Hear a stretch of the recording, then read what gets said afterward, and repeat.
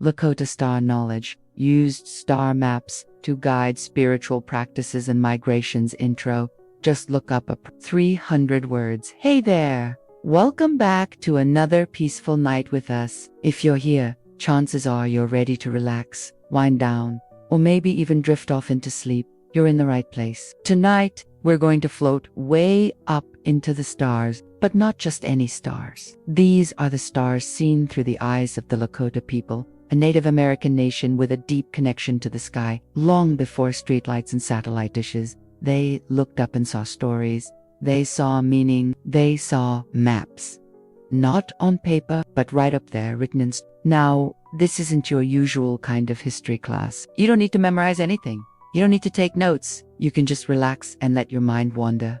Maybe close your eyes, maybe tuck in under a cozy blanket. You might just fall asleep while learning about ancient sky watchers who used constellations not just to tell time, but to understand life, death, ceremony, and journey. We'll talk about the sacred hoop, the bison constellation, and how the stars above guided migrations on Earth. There's even a celestial map that mirrors sacred sites on the land, kind of like Google Maps, but way cooler. So go ahead, let's take a slow, sleepy walk under the Great Plains night sky.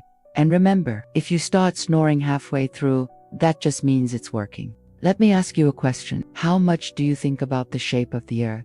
Probably not much, right? I mean, it's just always been there, beneath our feet, sort of like a big brown pancake. But for the Lakota people, figuring out the shape of the Earth was a pretty big deal. It was kind of like solving one of the universe's greatest mysteries. And they didn't have NASA or Google Maps. They had something much cooler, a giant map made of stars. Welcome back, friend. If you're new here, hi. Here on this channel, we explore the fascinating ways indigenous cultures use the natural world. Today we're talking about the Lakota and their star map, which some scholars call the sacred hoop or So let's jump right into it. The first thing you need to know about the star map is that it was not like any old map. It wasn't just about showing places you could visit. It showed places that were deeply sacred, special places that the Lakota people believed were connected to the stars. These connections helped them understand their relationship to everything else in the universe. You know how sometimes you find a four-leaf clover and think,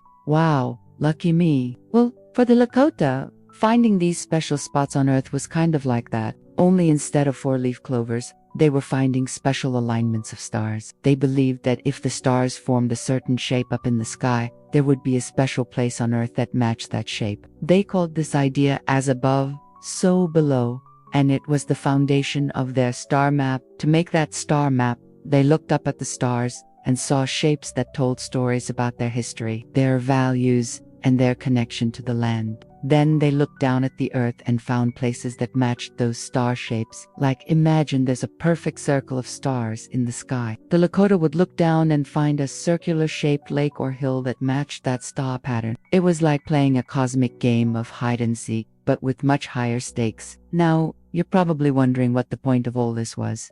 Why did the Lakota go to all that trouble? Well, these special places connected to the stars were considered sacred, because they believed the stars were more than just twinkling lights in the sky. They were like distant relatives or teachers. They believed that the stars held wisdom, power, and even the spirits of their ancestors. So by going to these special places on Earth, the Lakota could connect with those spiritual powers and learn from them. At these sacred sites, they held ceremonies, told stories, and sought guidance from the stars. It was like having a personal conversation with the universe. The Lakota star map wasn't just a cool idea.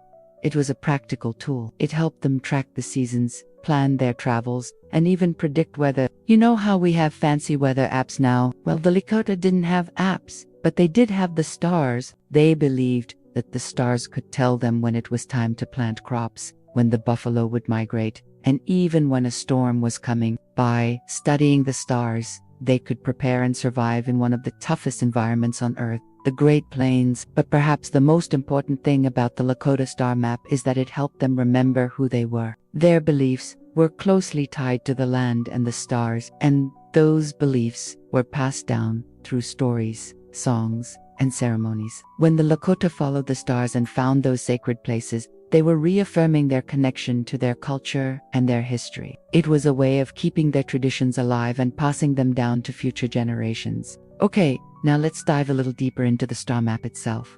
What shapes did the Lakota see in the sky, and what did those shapes mean? Well, according to Dakota elder and cultural ambassador Floyd Ironcloud, the main shape was a circle. He says, "The circle is the strongest shape in the universe because it has no beginning and no end. It symbolizes unity, balance, and the eternal cycle of life." The Lakota believed that the circle of stars in the sky matched a circle of sacred sites on Earth, and that circle was called the Chank, or the sacred hoop. This hoop stretched from the Black Hills in South Dakota to the Wichita Mountains in Oklahoma. And along the way, it passed through important rivers, mountains, and valleys that were considered sacred. The second shape the Lakota saw was the cross. They believed that the cross in the sky marked the 4 directions and the 4 seasons. Each arm of the cross represented a different direction, and each intersection represented a different season. The Lakota used the cross to help them navigate and to remind them of the balance between the physical world and the spiritual world. The third shape the Lakota saw was the triangle. They believed that the triangle in the sky marked the 3 sisters, corn, beans, and squash. These 3 crops were very important to the Lakota people, and they believed that the triangle shape represented their close relationship with nature. Finally, the 4th shape the Lakota saw was the square. They believed that the square in the sky represented the 4 directions and the 4 phases of life. Each side of the square represented a different phase of life, such as childhood, adulthood, and old age. The Lakota used the square to help them reflect on their lives and to remind them of their responsibilities to their community.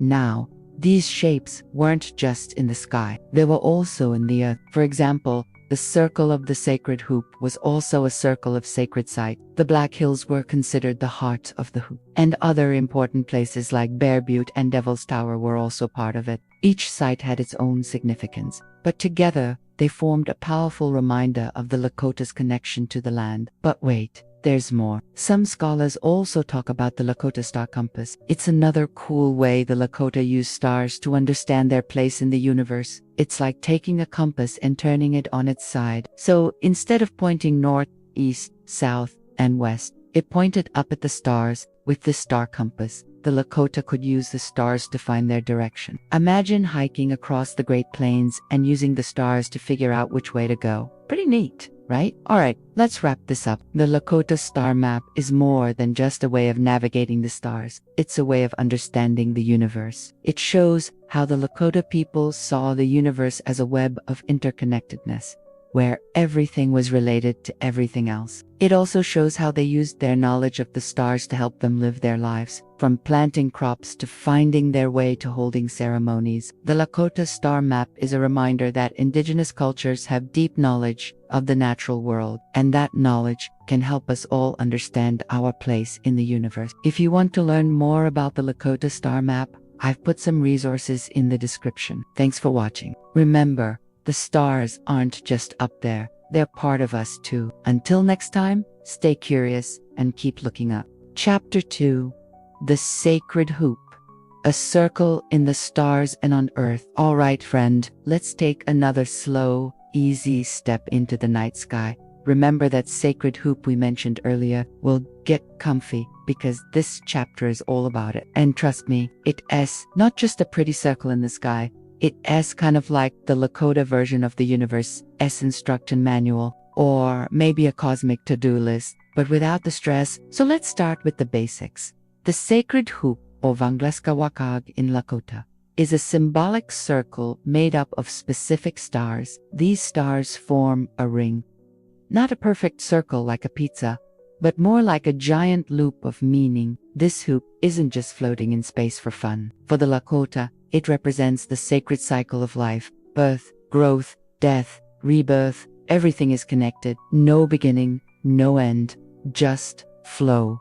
Now, here's the mind-blowing part. The Lakota didn't only see the sacred hoop up there in the stars. They also built their sacred world down here on Earth to match it. It's kind of like they were copying the universe's layout, But on the ground, imagine standing in the middle of the Black Hills region, surrounded by tall buttes and ridges. To the untrained eye, it might look like a bunch of rocks, but to the Lakota, it was a sacred map. So what landmarks lined up with the Celestia Circle? Let's look at a few. At the east side of the hoop, you had Bear Butte, a sacred mountain near the Black Hills. It's not just a big hill. For the Lakota, it was a spiritual center where people fasted, prayed, and received visions. Then to the west, there's Devil's Tower, or Bear Lodge, as many native groups call it. This towering rock was part of the sacred landscape too. It marked a point on the ground that matched a star cluster above. And in the center, the Black Hills themselves,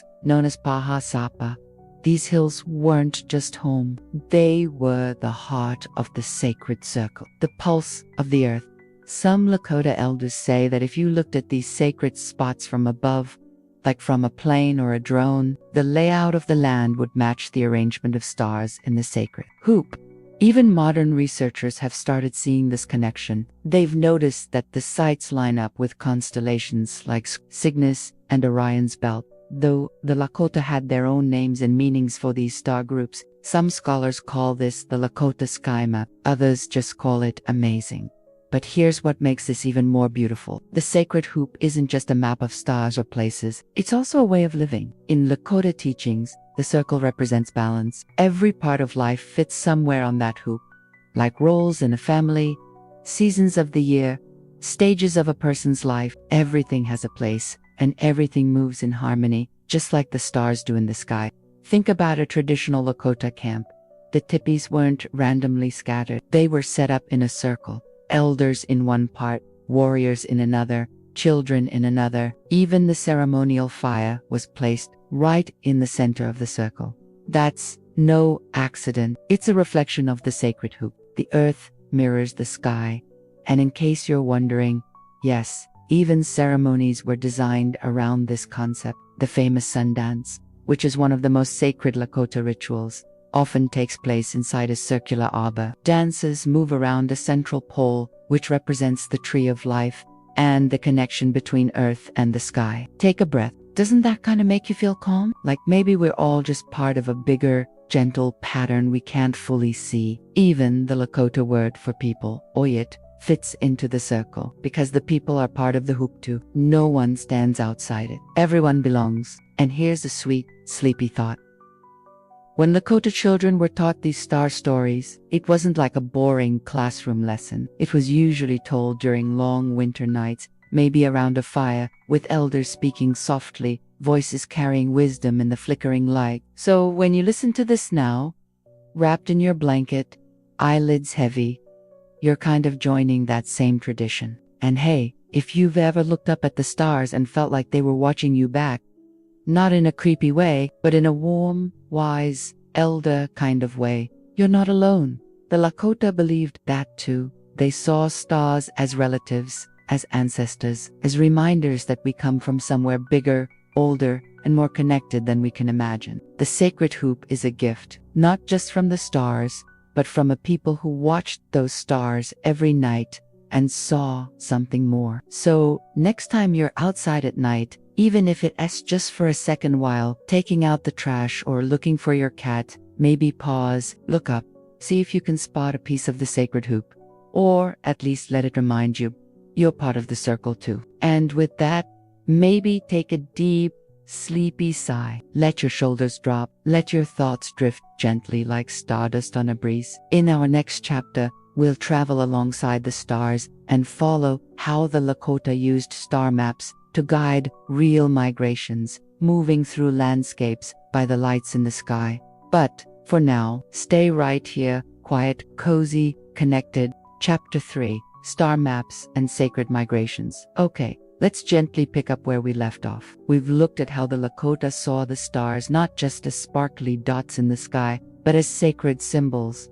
Now, let's go one step further, because those stars didn't just tell stories, they showed the way. Like, literally, imagine a GPS made of ancient wisdom and starlight. Yep, the Lakota used the stars as maps to guide migrations across the land. But don't picture a bunch of people with telescopes and charts.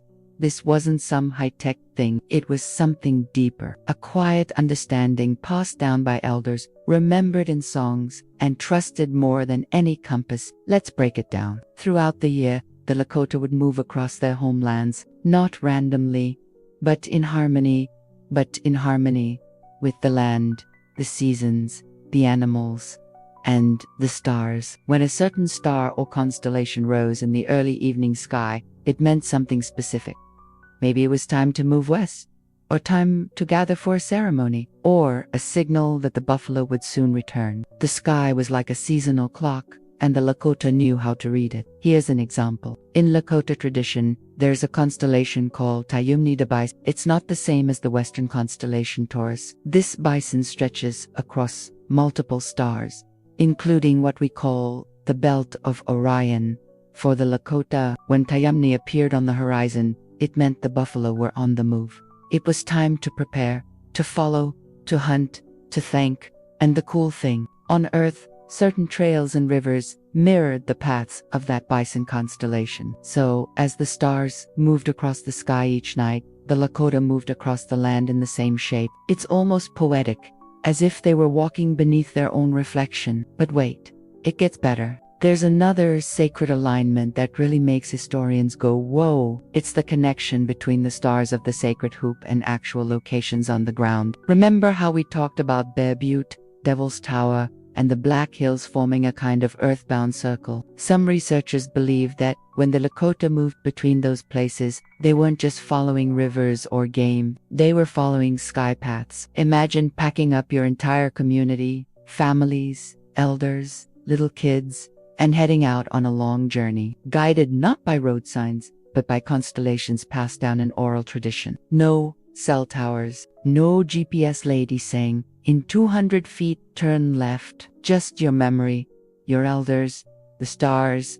It's pretty incredible, right? Let's take a gentle pause here. Picture it, night sky above, a million stars, twinkling, a quiet group, walking across the plains. Maybe the air is crisp. Maybe there's the soft sound of drums. Maybe someone's softly humming an old migration song under their breath. Some of these journeys were part of seasonal rounds, predictable loops that families made each year, visiting sacred places, gathering resources, and renewing their connection to the land. Other journeys were ceremonial, leading to places like Wind Cave, a site deeply sacred to the Lakota. Many Lakota creation stories say that their ancestors emerged from Wind Cave, making it the literal birthplace of the people. And just like everything else, Wind Cave had a star associated with it, because where the people came from on Earth had to match where they came from in the sky. You're probably starting to see a theme here, right? The Lakota didn't separate the spiritual from the practical. Stars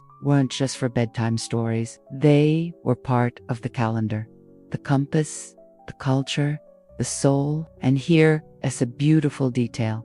These sky-based migrations weren't just physical. They were also emotional and spiritual. Moving across the land wasn't about getting from point A to point. It was about staying in harmony with the cosmos, about keeping balance between the earth and the sky. It's kind of like being in a dance, and the stars, they were leading. Now, we should also say, this wasn't some fixed map carved in stone. It was fluid. It was adaptable. The Lakota listened to the land as much as the stars. If the buffalo changed their path, the people adjusted. If weather shifted, they shifted too. The sky was a guide, but so was experience. Wisdom wasn't rigid. It flowed like rivers and moved like clouds. Let's stop here and breathe that in. Not everything needs to be exact, to be sacred. Not every journey needs a straight line. Sometimes, the beauty is in the drifting, the slow turns, the quiet pauses. And if you're still awake, hey, you're doing great. But if your eyes are getting heavy, don't worry. The stars will keep watch. So just imagine it one more time. An open sky, soft footsteps in the grass, a constellation rising on the horizon, and people moving gently through time, guided by a map too ancient to draw. In the next chapter, we'll take a slow look at the constellations themselves, how the Lakota named them, what they meant, and why their meanings were so different from Western astrology.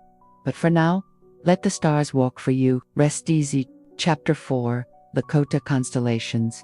Stories written in the stars. Let's settle in, nice and slow. You've been walking through sacred landscapes, following ancient star trails with the Lakota.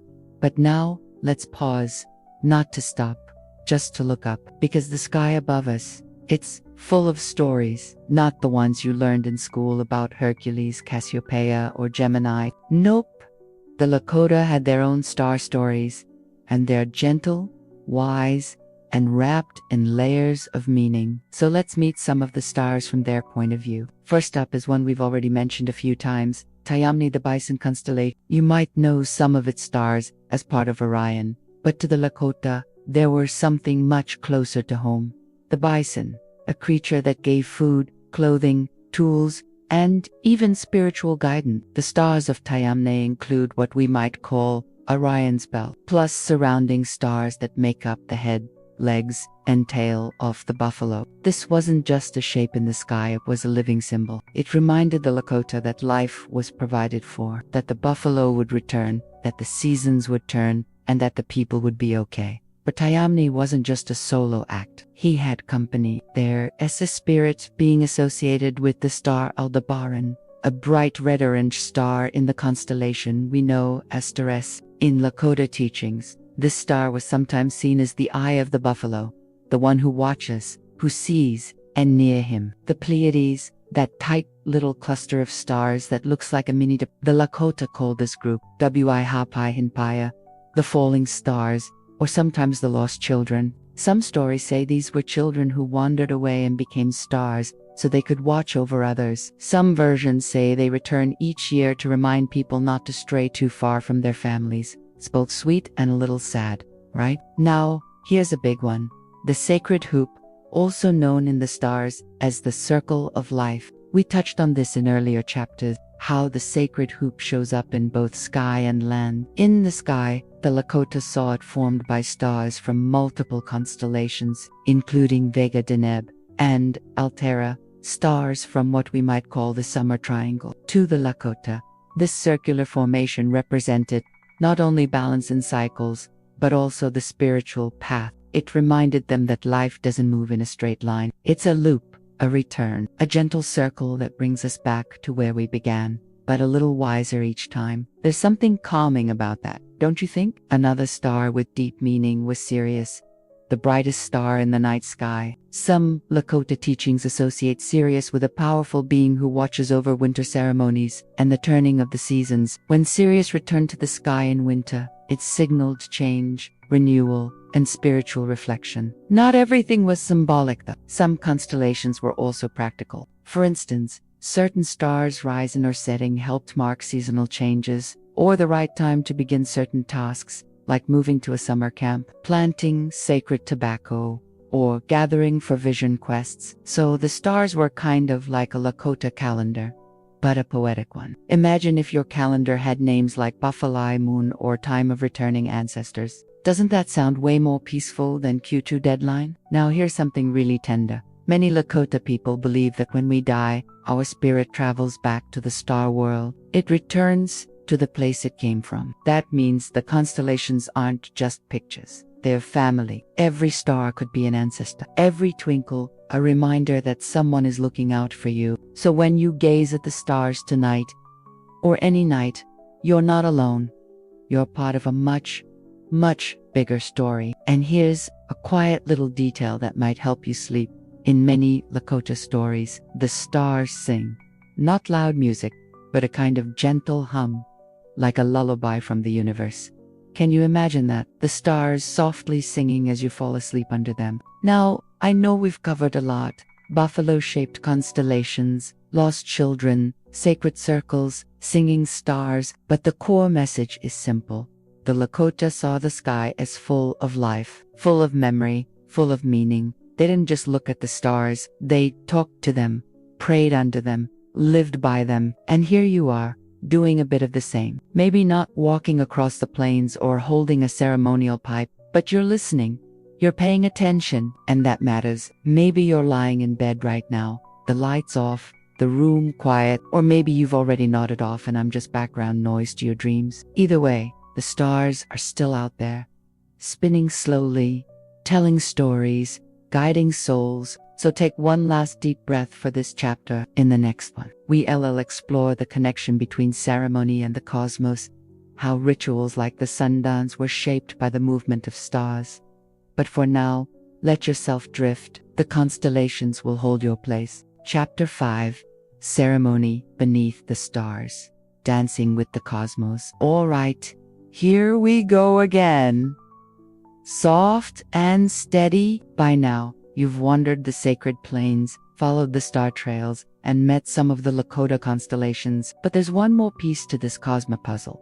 Maybe the most beautiful part. It's about what happens beneath those stars. See, for the Lakota, the stars didn't just tell stories or mark time.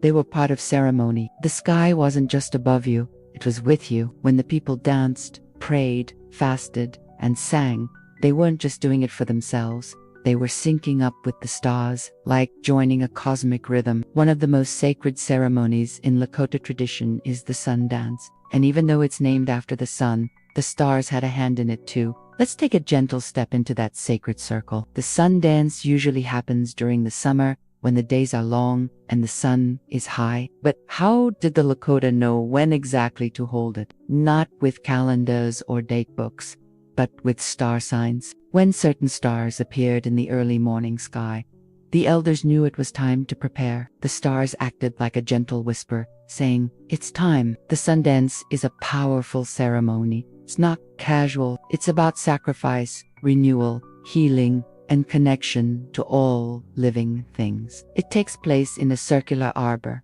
with a tall central pole planted right in the middle. That pole represents the tree of life, connecting the earth to the sky, and beyond that, the spirit world. And guess what? That circular shape, that center point, it's all a reflection of the sacred hoop in the stars. The dancers move around the pole, just like stars orbit in the sky. Every step, every drumbeat echoes the motion of the cosmos. Now picture it. The dancers, often fasting for days, standing under the open sky, their feet on sacred ground, their eyes toward the sun during the day and toward the stars at night. That's ceremony, not a performance, but a deep, personal connection between people, land, sky, and spirit. Some Lakota teachings say that during the sun dance, the dancers are communicating with the spirits of the stars, especially the ones associated with guidance and healing. When the drums beat, it's like a heartbeat syncing with the stars' silent pulse. When the singers lift their voices, it's as if they're calling across the universe. Now, you might be thinking, that's beautiful, but also intense. And you're right, the sun dance is both. It's not easy, but it's also not about hardship for its own sake. It's about balance, renewal, offering something of yourself in return for healing and vision, not just for you, but for your people. And once again, it's all woven into the stars. Let's not forget the vision quests either. Those sacred journeys taken by individuals seeking guidance. Often, people would climb to high places alone, maybe a hilltop or a sacred ridge, and stay there without food or water for a few days. Just them, the wind, and the sky.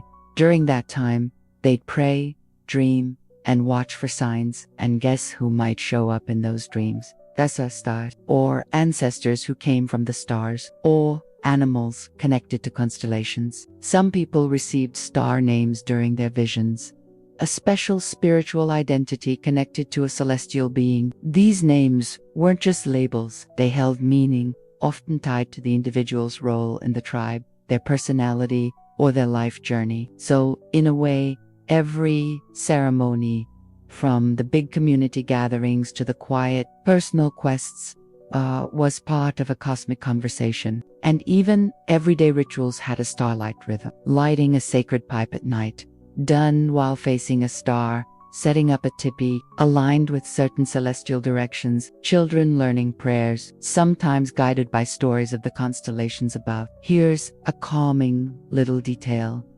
Lakota songs, especially ceremonial ones, often reference stars, but they don't say, "Twinkle, twinkle, little star." Instead, they might say, "Star Nation, hear our voice," or "We are walking your path." It's not nursery rhyme stuff. It's ancestral poetry.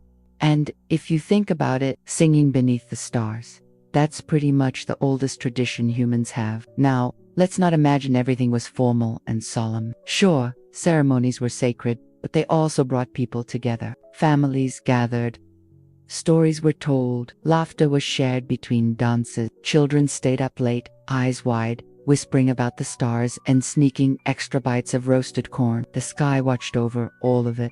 It's kind of comforting, right? Knowing that for centuries, people have found joy, connection, and meaning under the very same stars you see when you step outside at night. Let that thought settle for a second. Maybe you've had your own quiet rituals, lighting a candle, sitting outside at dusk, saying a little thank you before bed. These don't have to be grand to be sacred. Even just listening to this story right now is its own kind of ceremony. A pause, a connection. So if you're still awake, give yourself a small smile. You're here, you're part of this. And if you're already drifting into dreams, well, that's perfect too, because in the next chapter, we'll journey into how sacred sites on the earth, like Wind Cave, Bear Butte, and the Black Hills, are all connected to the heavens, like stars that fell to the land. But for now, let the drums fade, let the dancers rest, let the stars keep singing. You're safe in their light. Chapter 6. Heaven on Earth. Sacred sites that mirror the stars.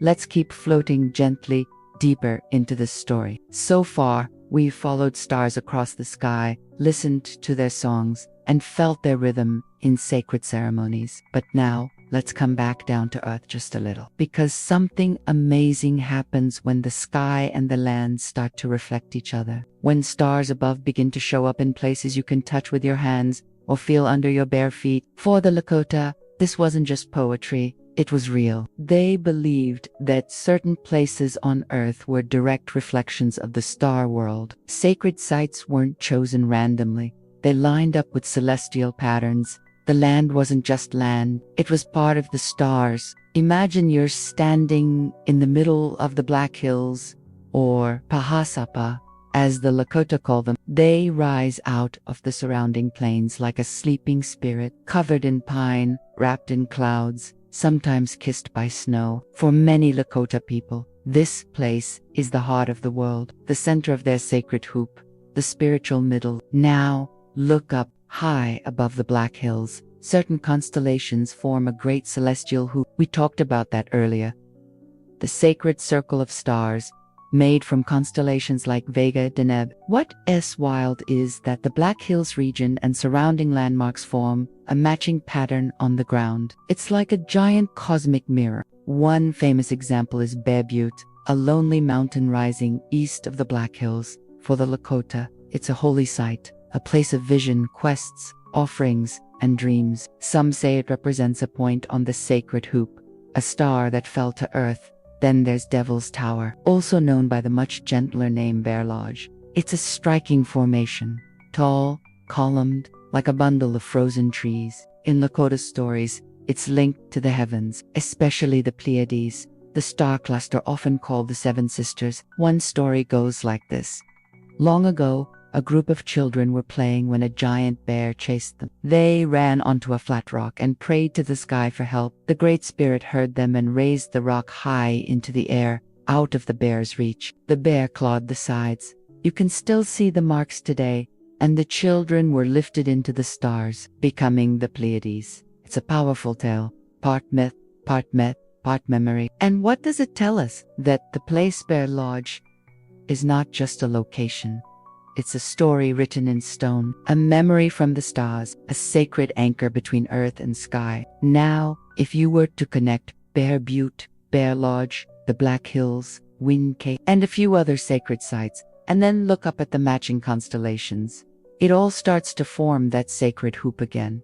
It's not perfect geometry, it's spiritual geometry, a kind of cosmic logic that makes sense not with rulers and compasses, but with heart and vision. Let's pause here and breathe that in. The idea that Earth itself remembers the stars. It's kind of dreamy, isn't it? The Lakota didn't separate things the way we sometimes do.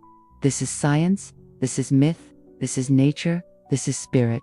For them, It was all one woven fabric, and these sacred sites were the stitches that held the earth to the sky. Take Wind Cave, for example. This place, near the southern edge of the Black Hills, is one of the longest and most complex cave systems in the world. But for the Lakota, it's far more than geology. It's the place of emergence, the sacred spot where their ancestors came into the world. Many Lakota creation stories say that their people lived underground in a spirit world, until the time came to rise into this one. Wind Cave wasn't just an entrance, it was a cosmic doorway. And what else do doorways do?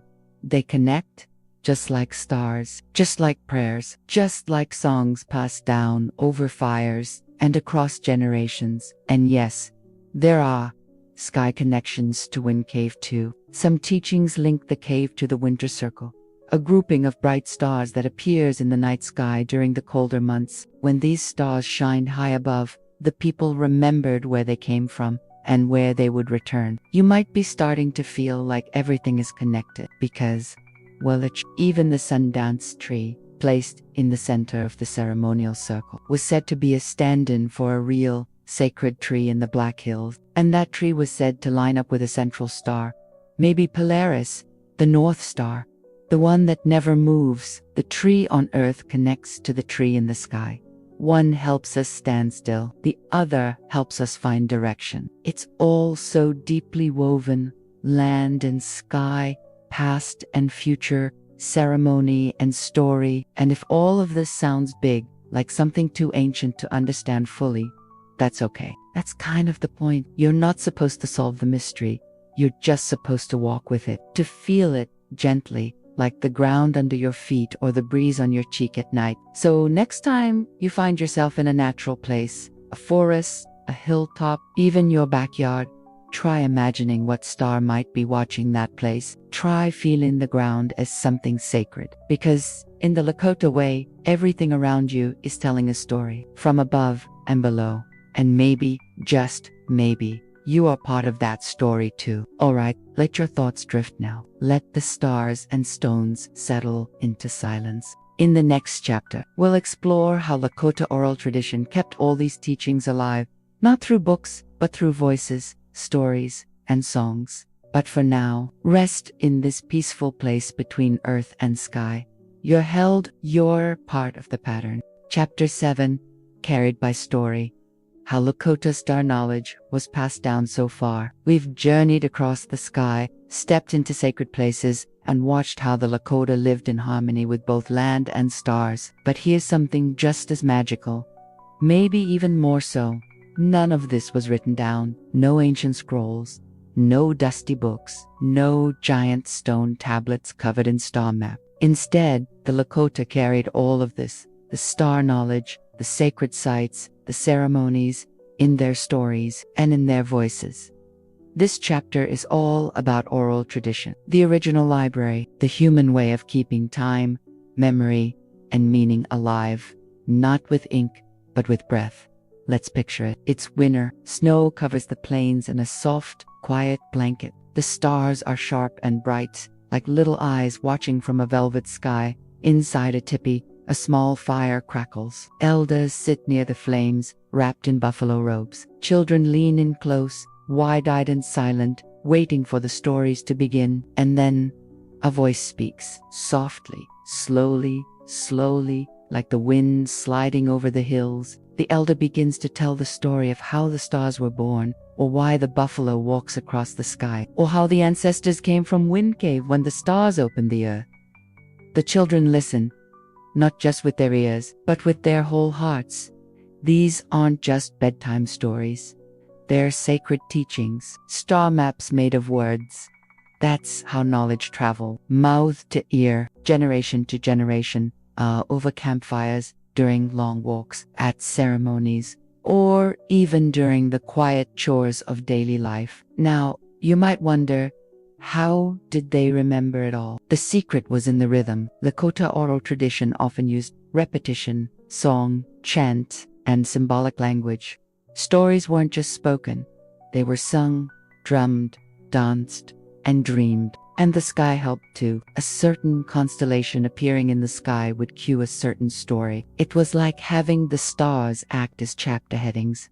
One example, when the Pleiades rise in the autumn sky, it signals a time of storytelling, a season of reflection. That cluster of stars remembered as children or sisters or wanderers is like a gentle reminder. It's time to share. It's time to listen. These weren't made-up fairy tales either. They were containers of truth. Spiritual, historical, astronomical, all held together by memory and meaning. Let's take a quiet example. There is a story about a boy who follows a glowing star and ends up in the sky world. While there, he learns secrets of healing, returns to Earth, and becomes a great spiritual guide. At first glance, it sounds like fantasy, but hidden in the layers are teachings about the Milky Way, dream quests, herbal medicine, and ancestor communication. It's not just a story. It's a lesson, a map, a blessing. And here's something sweet. Many stories were told with a touch of humor. Tricky animals, mischievous spirits, people who didn't listen to the stars and ended up, well, a little embarrassed. It kept things fun, relatable, because even sacred wisdom needs a giggle sometimes. Let's be honest. Some wisdom sticks better when it comes with a laugh. Another way the Lakota kept knowledge alive was through names. Lakota people often received star names during certain ceremonies or vision quests. These names connected them to specific stars, constellations, or sky spirits. Imagine being called he who or she who. Every name was like a thread in the star web, tying that person to the cosmos.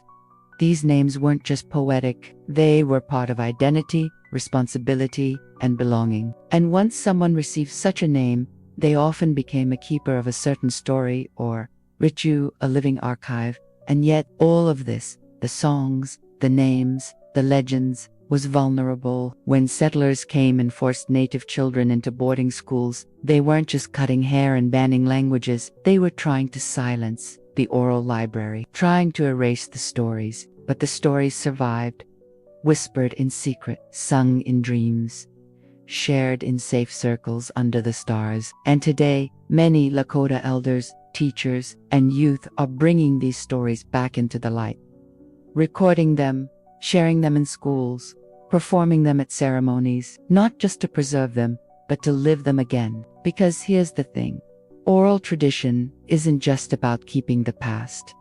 It's about staying connected to the stars, to each other, to the sacred rhythm of life. Let's take another slow breath here. Imagine your favorite story being told to you, not from a screen or book, but from someone you love, in a quiet space, with all the time in the world. That's how it felt to learn star knowledge in the Lakota tradition. And maybe, right now, you're doing something similar. You're letting a story drift into your heart, softly, without pressure, without needing to memorize or analyze. You're just listening. And in that listening, you're becoming part of something older than cities, older than writing, older even than sleep. You're becoming part of a circle, a sacred hoop of remembering. In the next chapter, we'll explore these spiritual beliefs about life, death, and the stars, how the Lakota saw the journey of the soul as a return to the cosmos.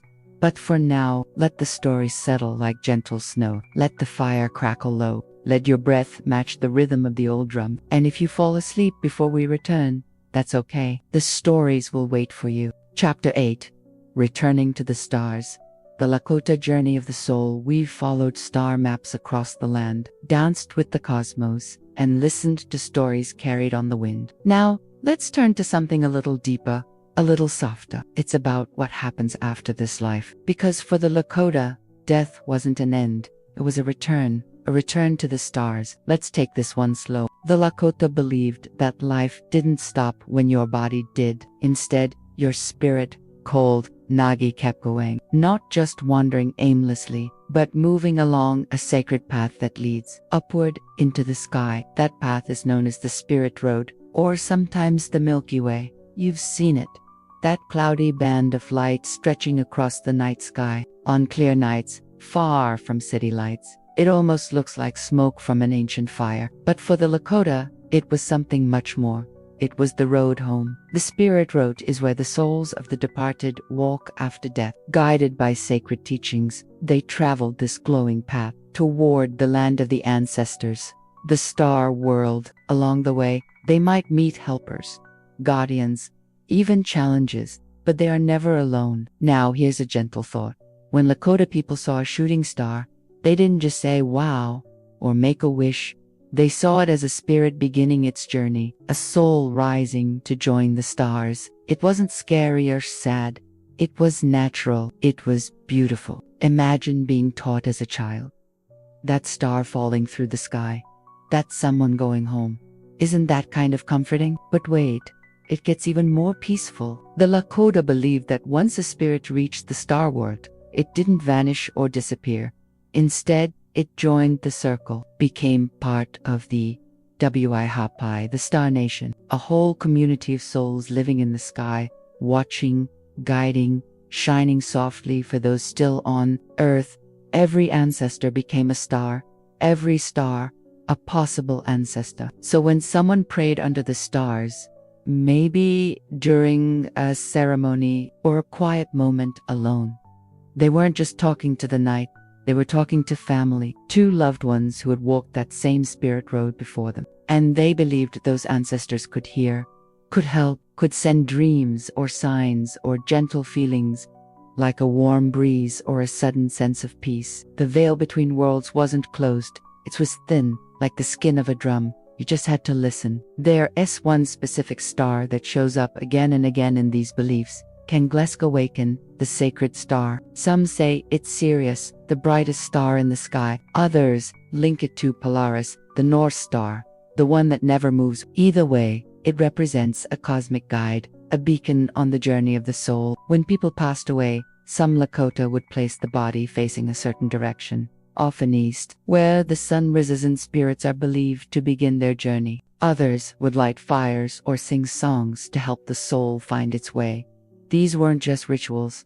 They were acts of love, of care, of helping someone continue the journey they were always meant to take. And here's something sweet.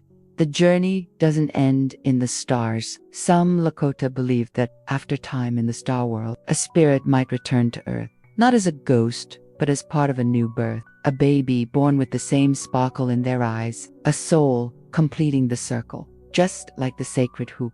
It's not just life to death, it's life to star, to life again, a loop, a cycle, a circle as soft and endless as the night sky itself. Let's pause for a moment, take a breath, let your shoulders drop, feel what it might be like to believe that no one is ever truly gone. That above you, right now, are grandmothers, old warriors, kind-hearted uncles, gentle singers, all living as stars, watching, glowing, winking. Even imagine being told, as a child, that you come from those stars, that when you look up, you're looking homeward. You don't need to be afraid of the dark, because the dark holds your people. It's such a peaceful way of seeing the world. And maybe that's part of why Lakota culture places so much value on connection to family, to nature, to the past, because nothing is separate.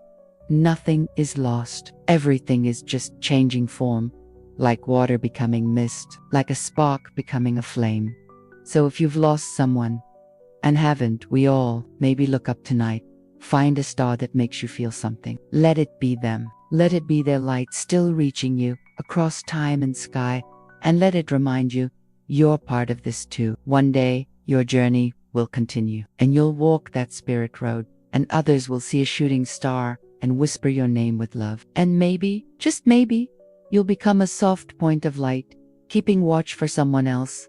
But not now, not tonight. Tonight, you're still here, listening, dreaming, breathing, your starlight, in progress. In our next chapter, we'll explore how modern Lakota people are reviving these teachings, blending ancient wisdom with today's tools to keep the stories shining bright. But for now, rest easy. The stars are your family. Chapter 9. Reviving the Stars. Lakota sky knowledge in the modern world. Here we are, back under the stars, but this time we're in the present. Skyscrapers, street lights, smartphones, the night sky doesn't always shine the way it used to. In some places, you can barely spot a few stars through the glow of city lights. The Milky Way, just a memory. The Spirit Road, hidden behind clouds of electricity and noise. And yet, the stories haven't faded because the Lakota people, like their ancestors before them, have found a way to keep the stars alive. This chapter is about revival, about how ancient knowledge, especially the deep spiritual connection to the sky, is being honored, protected, and brought back in beautiful, modern ways. Let's start with something small but powerful. In many Lakota communities today, elders are teaching young people the old star stories again, not just in ceremony, but in schools, language classes, and even community star parties. Picture a bunch of kids wrapped in blankets, lying on the grass, pointing up at Orion's belt, as the Lakota call it, part of Tayamni the Buff. But it's more than just naming stars. It's about remembering who they are. One elder might tell a story about how the seven sisters became stars to watch over the lost. Another might teach how to find the direction of the Spirit Road using the Milky Way.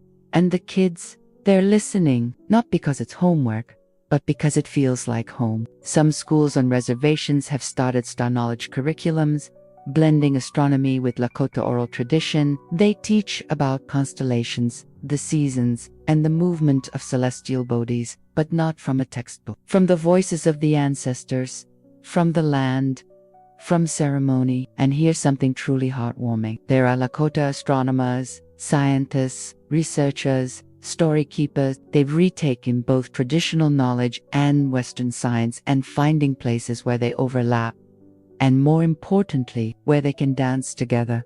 One example, there's a growing field called cultural astronomy, where Indigenous sky knowledge is studied, respected, and integrated into mainstream understanding. Lakota scholar Doug Boyd, for instance, helped record stories from Lakota Eldoraville Looking Horse, who shared how sacred sites like Bear Butte and Wind Cave align with celestial constellations. These aren't guesses, they're observations, passed down through generations, remembered in prayers, and finally mapped with tools like satellite imagery and star software. And guess what? The alignments match. Modern tech is just catching up to what the Lakota already knew. Now, some folks might ask, why does this matter? Because it shows something important. Indigenous knowledge is science. It's observation. It's data collected over centuries, but through stories, not spreadsheets. And honestly, stories are more fun anyway. Let's zoom in again. Imagine a young Lakota girl, maybe 10 or 11 years old, standing next to her grandpa with a pair of binoculars. He points up and says, "See that one? That's where your great-grandmother walks now." The girl stares. She smiles. She feels something. That's the future being built, not with concrete or chrome, but with connection. It's also showing up in art, murals, beadwork, digital animations, even star-themed powwow regalia. There are beadwork designs shaped like constellations, quilts that represent the Spirit Road, songs sung in Lakota about the moon and the stars. Even some video games and short films created by Indigenous artists are starting to include Lakota sky stories, bringing them to new audiences with glowing skies and gentle music. Now, is it all easy? No. There are still challenges. Language loss, colonial education systems, and disconnection from traditional lands have made things harder. Some stories were forgotten or went silent for generations, but they're coming back, piece by piece, word by word, star by star. Some Lakota youth are even creating star maps again, blending what they are. VI learned from elders with software tools like Stellarium or Google Sky, not to replace the old ways, but to honor them, to see that what was once dismissed as myth is actually navigation, astronomy, cosmology with a soul. And just imagine the feeling of realizing my ancestors weren't just looking at the stars, they were walking with them. It's healing, it's empowering, and it's just the beginning. Because as these stories rise again, they're not just staying on the reservations, they're spreading through books, YouTube channels, podcasts, and museum exhibits. More and more people are learning to see the night sky not as a blank ceiling, but as a living map of Indigenous memory. And hey, that includes you right now. listening to this. You've walked with us through vision quests, sacred hoops, spirit roads, and starlit ceremonies. You're part of the revival. By listening, by caring, by remembering, you're helping the story shine again. And if that's not beautiful, I don't know what is. So take a moment now. Feel that old starlight coming through your window or slipping between the trees outside. Let it land softly on your skin. Know that it's been traveling for thousands of years just to reach you. In our next chapter, we'll explore how the Lakota view time itself, not as a straight line, but as a circle. How the stars taught them to live in cycles, not schedules. But for now, let yourself drift. The stars are still telling stories. You're right where you need to be. Chapter 10, Time in a Circle, Lakota Seasons and the Rhythms of the Sky. We've talked about stars, stories, ceremonies, and the spirit road. But here's something that quietly holds all of it together. Time.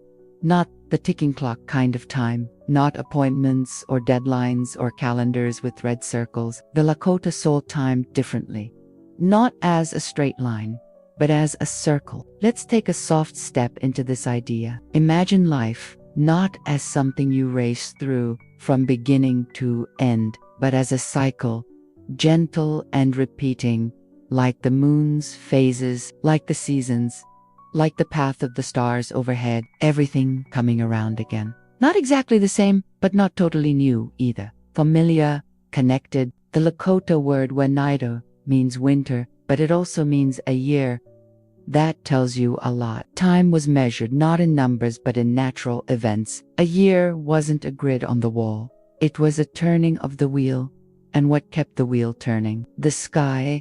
Let's look up. The Lakota divided the year by watching which stars rose just before dawn, or which constellations disappeared into the sunset glow. The stars told them when to hunt, when to move camp, when to hold ceremonies, and when to gather stories. When the Pleiades rose in the east just before sunrise, it meant winter was coming. Time to prepare, to settle in, to tell stories. When they disappeared from view in spring, it was time to move again, to open tippas, to return to the sacred hills. The stars weren't just decorations. They were timekeepers. Quiet, steady, and full of memory. Let's pause a moment. Try to picture what that might feel like. Waking up in the early hours of dawn, stepping out into the cool grass, and knowing what time of year it is just by the position of the stars. No apps, no alarms, just sky. Now, here's something gentle. The Lakota didn't separate daytime and nighttime into up. They saw them as part of the same circle. Sun and moon, day and night, not enemies, but partners, like dancers in the same slow rhythm. That's why so many ceremonies like the sun dance or vision quests are done in sync with both sunlight and starlight, because both carry meaning, both hold guidance. Even sleep was part of the rhythm. In Lakota thought, dreams were sacred. Not distractions, but messages. At night, when the body rested and the stars watched over you, the mind could travel into memories, into visions, into wisdom waiting just beyond waking. In a way, the night was just as active as the day, just quieter, softer, more inward. And again, it's all circular. The sacred hoop shows up here too, not just in star maps and sacred sites, but in time itself. Childhood becomes adulthood, adulthood becomes and then not an ending, but a return, a looping back into the stars, and maybe one day back into life again. The Lakota didn't fear this cycle, they honored it. You can even see this in the way they counted time. Instead of saying it's March, they might say when the frogs sing or when the deer shed, and time wasn't distant or abstract. It was alive. It moved with the land. It smelled like spring air. It looked like blooming sage. It sounded like the first thunder rolling over the prairie. And again, the stars helped mark it all. They were a kind of memory calendar, each constellation carrying a story, a reminder. Remember, the buffalo will return. Remember, the ancestors walk here. Remember to gather for the ceremony. Let's go even deeper for a moment, because time, in the Lakota way, wasn't just about seasons. It was about balance, harmony. Living in rhythm with nature meant respecting when to act and when to rest, when to speak and when to listen, when to rise and when to return to the earth. This is why rushing wasn't celebrated. Slowness wasn't shameful. Doing things on Lakota time didn't mean being late. It meant moving with intention, with care, with awareness of the whole circle. Let that sink in for a second. What if your whole life wasn't about hurrying to the next thing, but living fully in this part of the cycle? What if rest wasn't a break from work, but part of the work itself? That's the Lakota way of time, and maybe it is not so different from what you're redoing right now. Letting your body relax, letting your mind slow down, letting this story carry you without needing to go anywhere fast. That's part of the circle, too. So here's a little whisper of wisdom, tucked gently at the edge of this chapter. The stars move slowly, and they always find their way, just like you. In the next chapter, we'll journey through specific Lakota star stories, those mythic tales where humans, animals, and celestial beings all meet in one shared sky. But for now, rest in the rhythm, the turning wheel, the sacred hoop of time. It's still turning, and you're right where you belong. Chapter 11. Legends in the Sky. Lakota star stories and celestial beings. Time to cozy up again. Maybe you're already drifting a bit.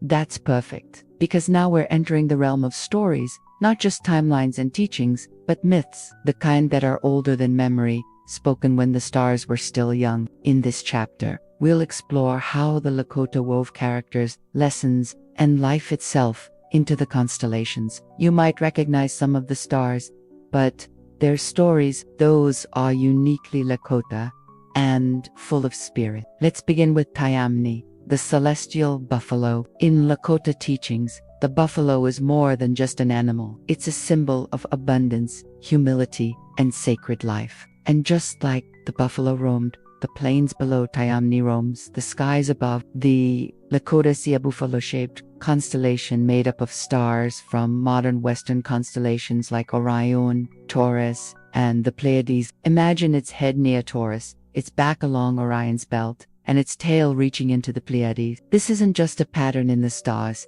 it's a living story. Taiyamni represents the sacred buffalo that gave itself to the Lakota people, offering food, clothing, shelter, and tools. So when Taiyamni rises in the winter sky, it signals a time of reflection and gratitude, a time to remember what's been given and to give back. Now imagine being told this as a child. That's not just a group of stars, that's the buffalo spirit. Watch how it moves through the sky, season after season. It will teach you when to hunt, when to rest, and when to give thanks. Simple, sacred, eternal. Let's wander now to another powerful tale, that of the Seven Sisters. In the West, they're called the Pleiades, a tight cluster of sparkling blue stars. In Lakota tradition, they're remembered as Wisinkalasekuin, 7 little girls. The story goes like this. Long ago, 7 sisters were playing on the prairie when a giant bear began to chase them. Terrified, they climbed onto a rock and prayed for help. The Great Spirit answered, lifting the rock high into the sky, higher than the bear could reach. The bear clawed at the stone, leaving long marks in its sides. Eventually, the rock became Matotepela, or Bear Lodge, known today as Devil's Tower in Wyoming. And the sisters, they rose even higher, becoming the 7 stars of the Pleiades. This story is everywhere in Lakota land. You can still visit Bear Lodge and see the vertical marks, like giant claw scratches, down the rock face. And when you look up at the sky and find the Pleiades, it's not just pretty, it's personal. It's memory in the sky. Now let's meet Constellations, the sacred star. Some say this is Sirius, the brightest star in the night sky. Others say it might represent a deeper spiritual truth, not just a pinpoint of light. Either way, Constellations is seen as a messenger, a spirit guide star that watches over people and helps souls travel along the spirit road.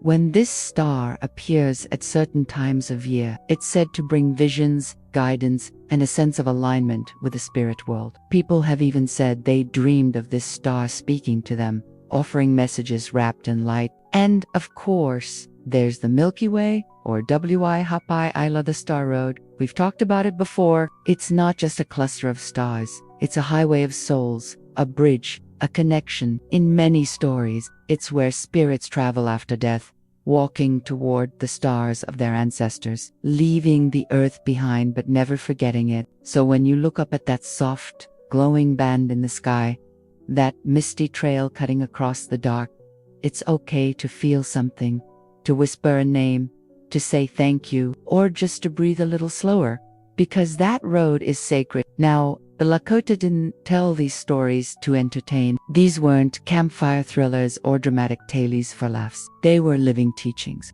a way of understanding the world, a way of living in harmony with it. Each star story came with a lesson. The buffalo taught gratitude and survival. The seven sisters taught faith and family. The sacred star reminded people to listen, not just with their ears, but with their hearts. Even the tricksters, like Iktami, the spider, made appearances in some sky stories, not to cause harm, but to show the dangers of selfishness or pride. Iktomi often tangled himself in his own traps, a warning to stay humble. And here's the quiet beauty.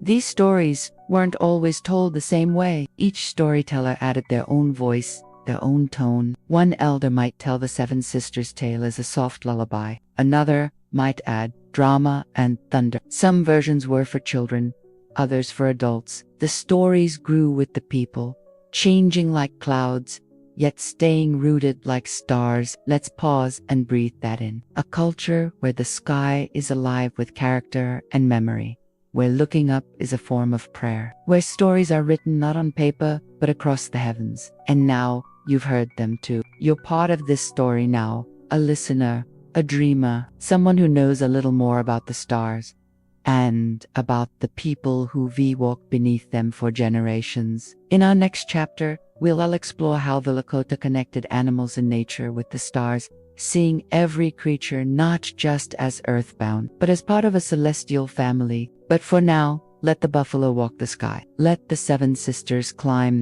let the Milky Way glow above you like a soft road of memory. You're under the same stars you always were. Chapter 12, Earthwalkers and Sky Dancers. Animals in Lakota Star Teachings. Let us go deeper into the night, into a time when stars weren't just stars and animals weren't just creatures roaming the ground, because for the Lakota, animals weren't below the heavens, they were part of them. The buffalo, the bear, the eagle, the spider, each had a place not just on earth, but in the sky. The Lakota believed animals were sacred beings that moved between worlds. Some walked the land, some flew in the clouds, and some danced forever in the stars. Let's start with one you already know well, the buffalo, or topa, in the sky. You might remember how the constellation of the buffalo, known as Pleiades, stretches across what Western astronomy labels Orion, Taurus, and the Pleiades. The Lakota saw not random dots, but the shape of the sacred buffalo. That's not just a clever visual, it's a spiritual anchor. On Earth, the buffalo gave the Lakota people everything: food, clothing, shelter, tools. It was a gift from Wakantonka, the Great Spirit. So it made perfect sense that it would also live in the sky, watching over the people, reminding them to live with humility, gratitude, and strength. When Pleiades rises in the night sky during the winter, it's like the spirit of the buffalo returning. And for the Lakota, this constellation wasn't just a symbol, it was a reminder.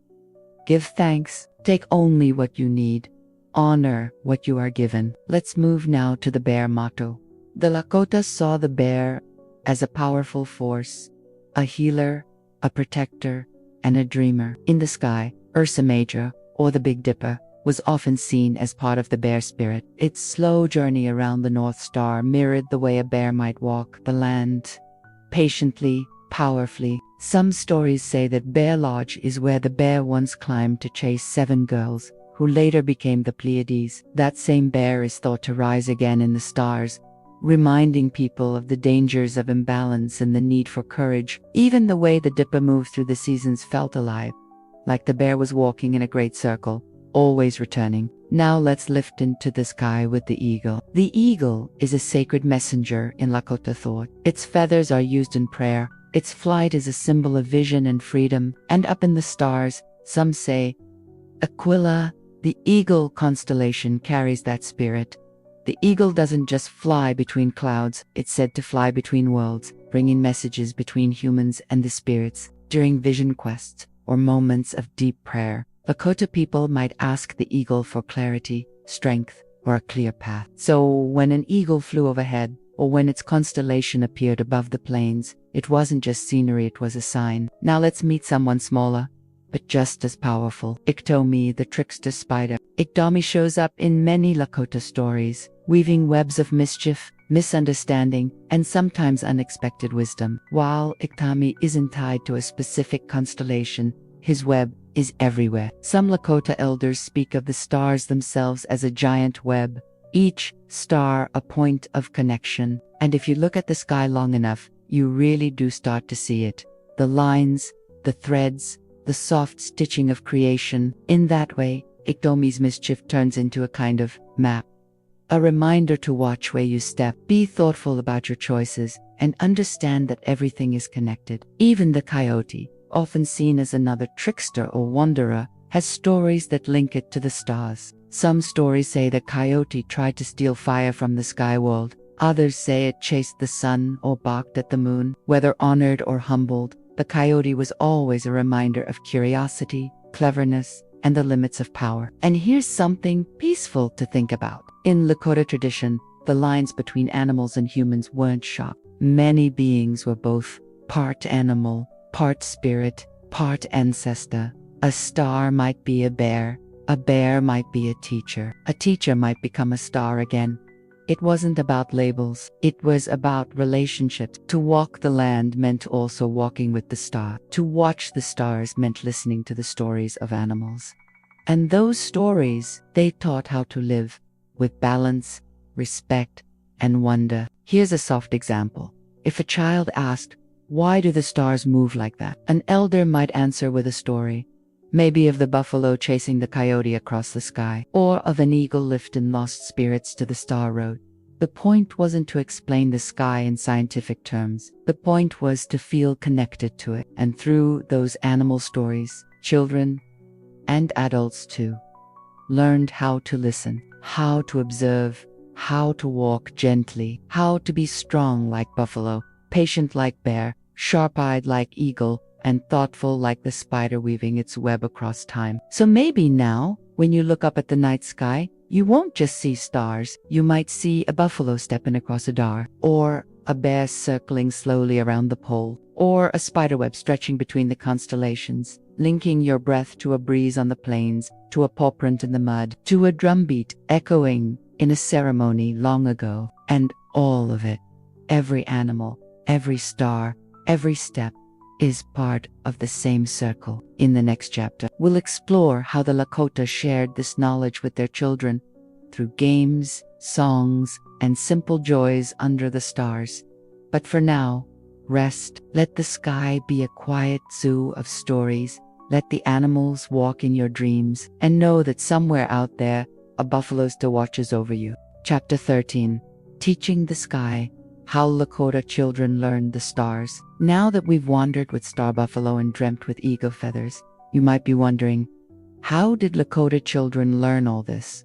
Did they have schools, classrooms, homework about the Milky Way? Well, not exactly. But they did have teachers, wise ones, patient ones, and the classroom. It was the whole world, the sky, the wind, the fire, and especially the circle of family. Let Des settle into this chapter like a child curling up under a buffalo robe by the fire. Because tonight, we're going to learn the stars the Lakota way. Learning through listening for the Lakota. Learning wasn't something you did at a certain age or in a certain building. It was a lifelong process, passed down through storytelling, observation, and direct experience. Most often, it began with listening. Imagine being a small child, sitting next to your grandmother as the evening settles in. The fire is low, the stars begin to appear, and she says something like, "See those stars there? That's the buffalo. That one is the Seven Sisters. And that soft cloud in the sky. That's where we go when we walk the spirit road." Her voice is soft, rhythmic. Maybe she hums. Maybe she chuckles at her own story. Maybe she pauses to let you ask a question. or fall asleep with your head on her lap. That's how star knowledge was shared. Gently, repeatedly, naturally, no pressure, no tests. Just trust that when the child is ready, the story will settle deep into their heart. Like starlight soaking into a still pond, games and the great outdoors, learning wasn't all sitting still though. Oh no, children learn by doing, by playing, exploring, imitating the adults, and spending long hours outdoors. Many of the games children played had hidden layers of meaning. A simple game of tossing pebbles might become a lesson in counting stars. A night walk with cousins might turn into a tracking exercise where they learned to move silently and read the shadows. There were sky songs too. Simple, repetitive tunes that helped children remember the names of constellations and the meanings behind them. Imagine a little one singing under their breath as they fall asleep. Buffalo walks across the sky, eagle flies where spirits fly, sisters cry, but they are high. Now they shine and never die. Cute, right? But beneath that, lullaby is a whole universe wrapped up in melody and memory. The first star and sacred habits. There was a special tradition in some Lakota families. At twilight, when the first star appeared, everyone would pause. Adults might say a prayer. Children might be asked, "Do you see it? Who do you think that is?" And the child would try to guess which star it was. Or maybe they'd be told a story, one they already knew, but loved to hear again. The point wasn't just to learn which star. It was to learn how to notice in that pause, that hush, when the first star appears. There is a feeling of respect, wonder, and something that modern life rarely gives us. And what better time to pass on a story than in the stillness? Ceremonies as classrooms. Children also learned the stars by watching ceremonies. In the sun dance, the star knowledge was reflected in the movement of dances, the timing of the ritual, and the songs that referenced the heavens. Even if a child didn't understand it all at first, they were absorbing it just by being present. In naming ceremonies, children might receive a star name, linking them forever to a celestial being or spirit. That name wasn't just symbolic. It often came with a story that would be told and retold across their lifetime. So when a child heard the stars talked about in prayer, in song, and in everyday speech, it became clear. These aren't just stars. These are relatives. Role of the grandparent. In Lakota culture, elders and grandparents were some of the most important teachers, especially when it came to spiritual knowledge like the stars. Why? Because they were closest to the spirit world. They were the ones who had lived long enough to remember the stories clearly and gently enough to tell them well. And children, they were closest to the beginning of the circle, still carrying that sparkle of stardust from where they came. So what better match than elders and children? Grandparents might say things like, "You came from that star. I saw it fall the night you were born." Or, "Your dreams come from the stars." Listen to them. It wasn't just talk, it was truth, passed down like fire, keeping the night warm. Sleep as a lesson, and hear something beautiful.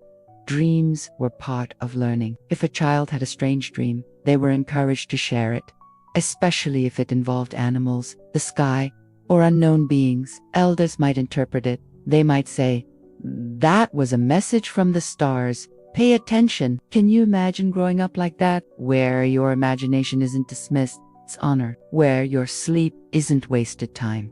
It's a classroom in the clouds. You're in that circle too as you listen now.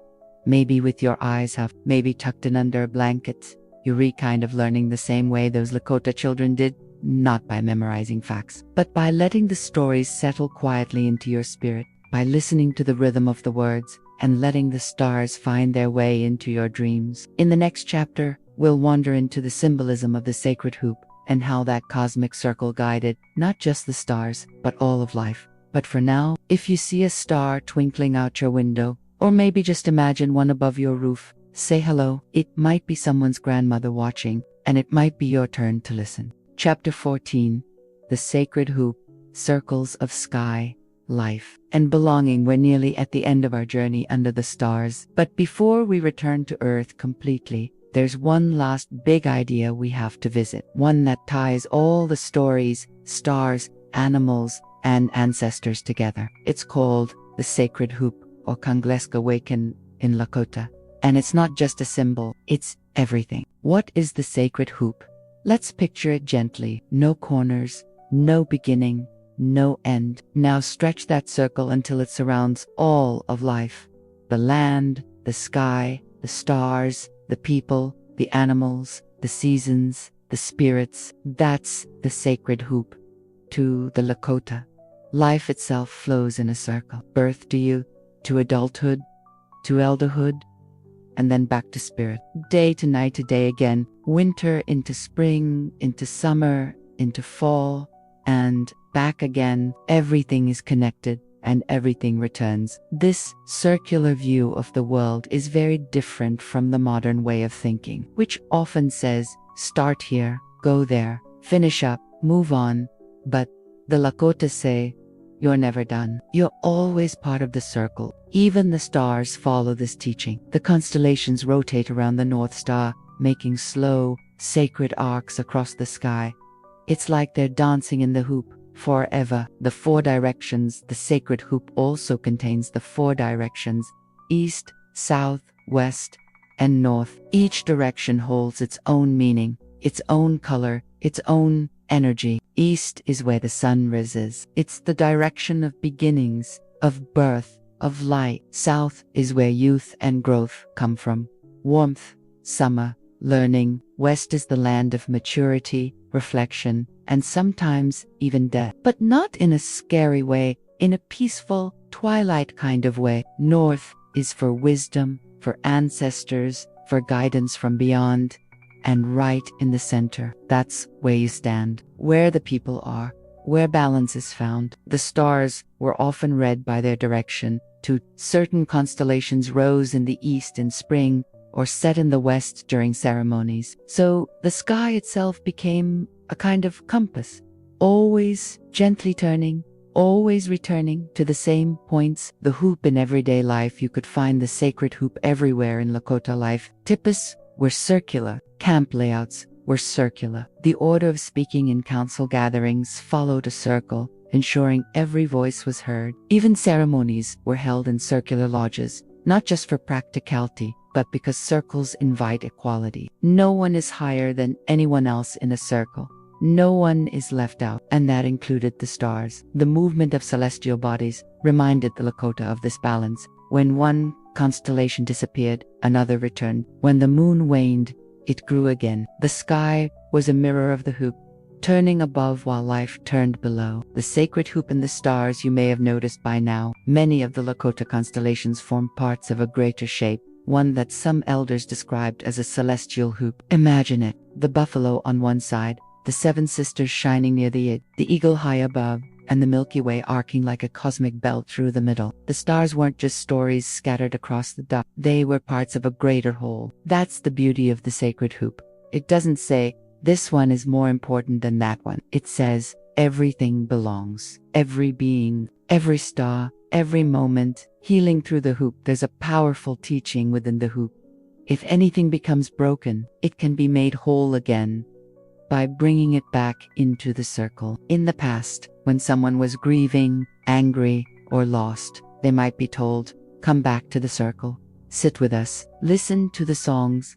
The stars still shine for you. The circle doesn't judge, it welcomes. And even now, many Lakota people talk about rebuilding the sacred hoop, not just as a spiritual idea, but as a way to heal communities, protect languages, teach the young, and honor the old ways. When the sacred hoop is strong, everything is in balance. The people thrive, the animals are respected, the stars are remembered. And even if the hoop has been cracked by history, colonization, war, boarding schools, lost land, the people still hold on to it because it's always there, in the stars above. You are in the circle too, as you lay here, breathing slowly. Maybe the idea of the sacred hoop is settling around you like a soft blanket. You are part of the circle too. Your life has seasons. Your heart moves through directions. Hope in the east, play in the south, change in the west, reflection in the north. And above you, the stars keep moving, slowly, silently, just like they always have. If things feel a little broken, a little scattered, remember. The hoop teaches that all things can return. Nothing is lost forever. Let the sky remind you, you're not alone. You're not outside. You belong to the circle. In the final chapter, we'll return to the present day to see how the sacred hoop and the star teachings still heal and shine in modern Lakota life. But for now, breathe deep. The stars are still turning. The circle holds, and you are home. Chapter 15. Stars that still shine. Lakota teachings in today's world. And now, my friend, we return. Not to an ending, but to the part of the circle where we began. Today, we've walked the Milky Way. We've met spirit animals in the constellations. We've sat beside fires, listened to elders, and watched the stars move with purpose. So now the question is, where is all this star knowledge now? Is it still alive? Is it still taught? Does it still matter? Yes, a soft, glowing yes. Let's take a deep breath and look at how the Lakota people continue to carry these teachings.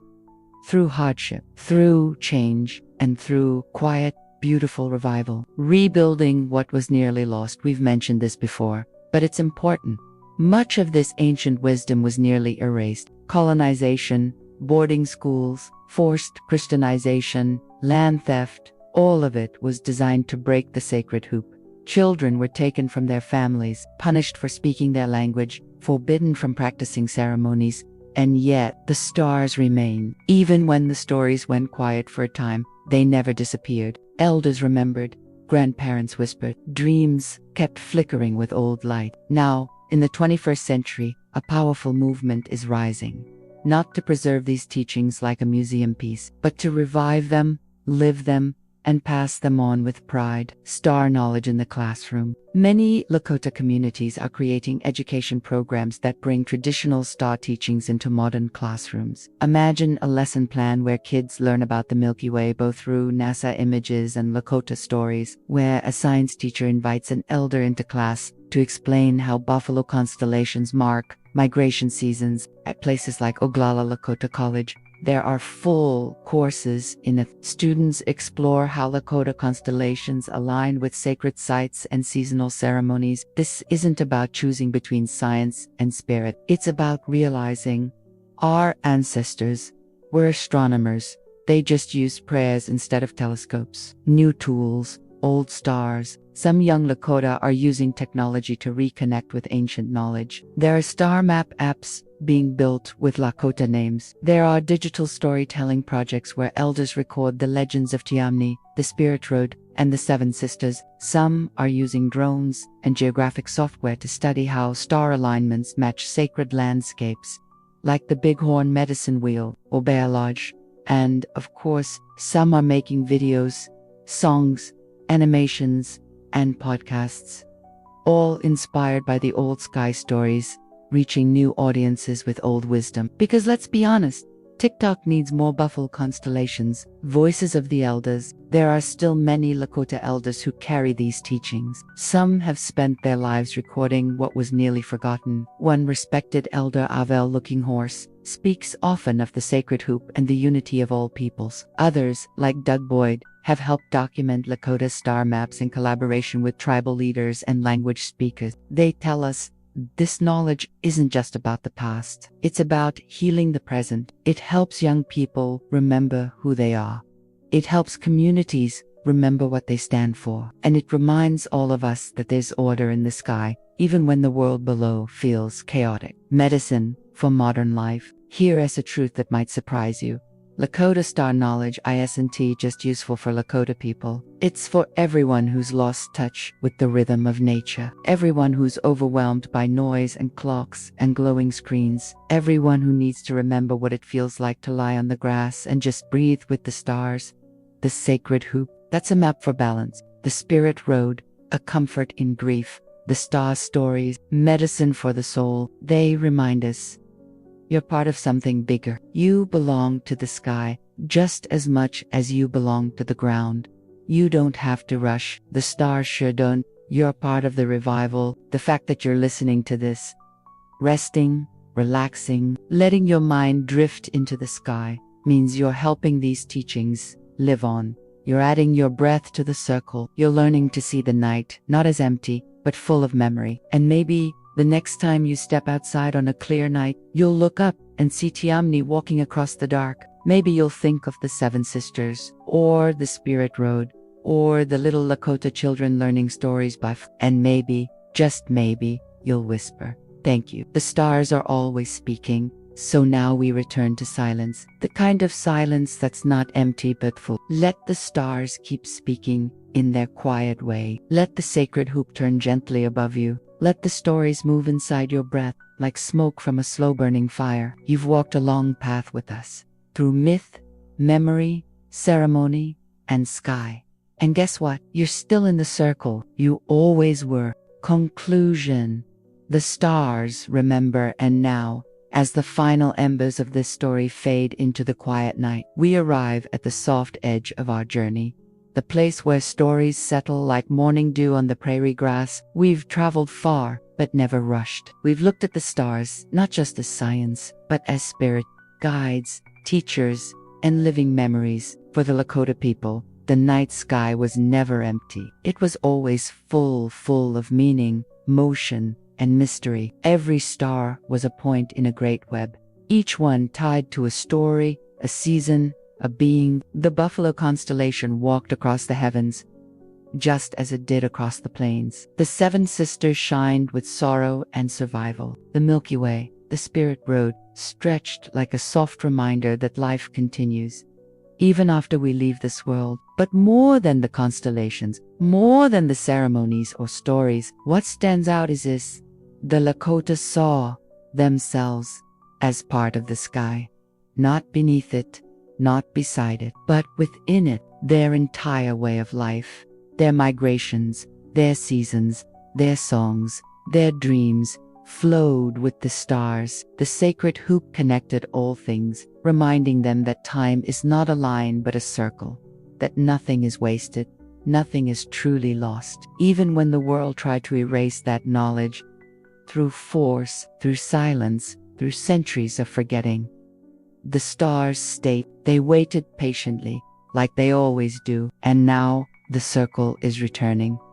Young Lakota are learning again. Elders are sharing again. And those ancient star stories are rising back into view, like old friends reappearing in the night sky, exactly where we left them. So maybe tonight, wherever you are, you'll take a moment to look up. Maybe you'll spot a star and wonder, who once told a story about that light, whose voice is still echoing in its glow. And how might we walk gently, the way they did, guided not just by maps, but by memory and moonlight and meaning. You don't have to remember every constellation. Just remember this: you are part of something bigger. The stars have always known your name, and the circle, the sacred hoop, still holds. Thank you for listening.